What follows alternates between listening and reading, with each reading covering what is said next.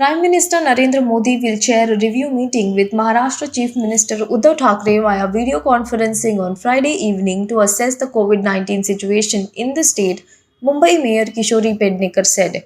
She added that there are no plans to impose a weekend curfew in the state yet.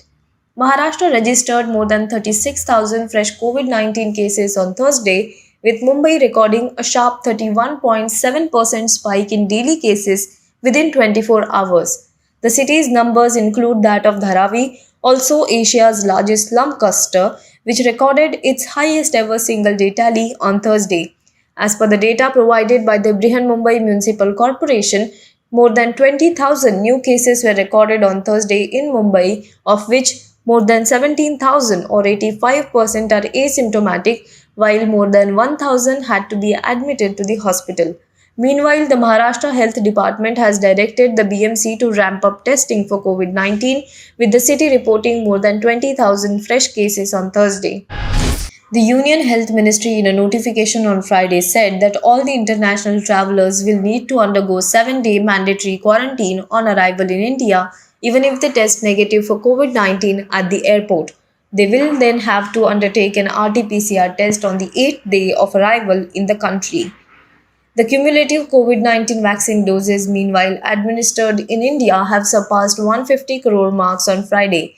Terming it a historic achievement, Union Health Minister Mansukh Mandviya said it could be attained only because of the relentless hard work of healthcare workers under the able leadership of Prime Minister Narendra Modi. When everyone makes an effort, then any goal can be achieved, Mansukh Mandviya said in a tweet in Hindi. Meanwhile, continuing the upward trend, the national capital is likely to report 17,000 new COVID 19 cases with a positivity rate of nearly 17 to 18% on Friday. Delhi Health Minister Satyendra Jain said. He maintained that despite the increase in the number of cases, the restrictions that are currently in place will continue. The Supreme Court on Friday asked the Registrar General of the Punjab and Haryana High Court to forthwith secure and preserve all the records relating to the visit of Prime Minister Narendra Modi to Punjab on January 5th. A bench headed by Chief Justice of India N.V. Ramana directed the state of Punjab, including police authorities, SPG, and other central and state agencies to cooperate and provide necessary assistance to the Registrar General in this regard. The bench, which also comprised Justices Surya Kant and Hema Kohli, said that the Director General of the Union Territory of Chandigarh and an NIA official will assist the Registrar General in collecting the records and ask the Registrar General to keep all the records in his safe custody for the time being.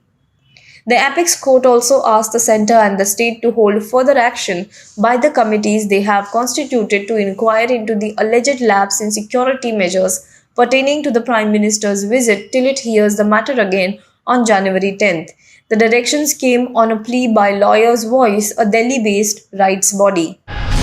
The Supreme Court on Friday gave its nod to the National Eligibility Cum Entrance Test, undergraduate and postgraduate admissions, also known as Neet PG, while upholding the 27% quota for the OBCs and 10% for the economically weaker sections for 2021-22.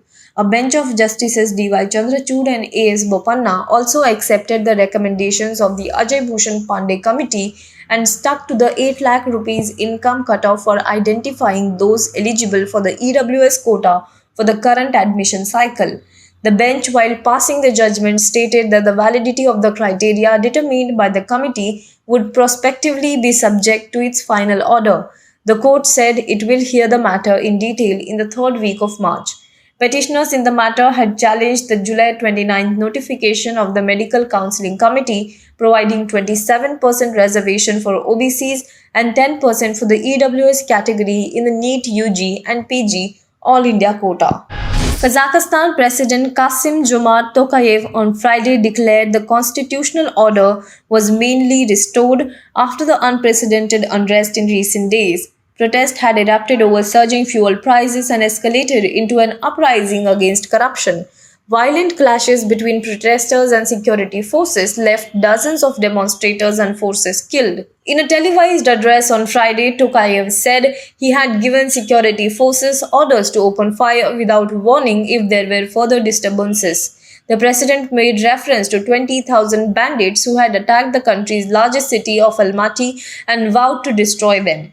He said, "Terrorists continue to damage property and use weapons against civilians. I have given the order to law enforcement to shoot to kill without warning," Tokayev said in his third televised address to the nation this week.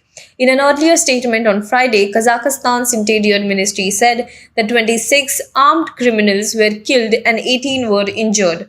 Authorities said there have also been 3,000 arrests, according to the state broadcaster Khabar 24, citing the Interior Ministry.